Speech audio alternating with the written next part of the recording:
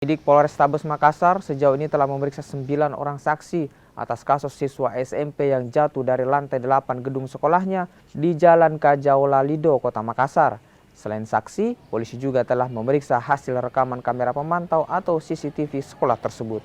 Hal ini dilakukan untuk mengetahui penyebab pasti kematian siswa tersebut. Jadi ada 9, serta kita sudah amankan bukti CCTV, yang dimana bukti CCTV itu korban ini di CCTV itu 0923 dia naik lift, dia langsung mencet liftnya dan dia paling terakhir keluar sama OB.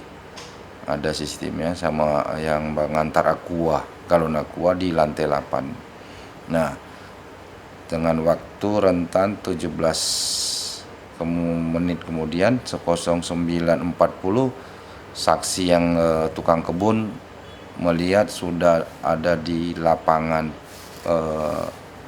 basket, sudah tergeletak dengan mendengar suara bunyian dentuman. Ya, dentuman.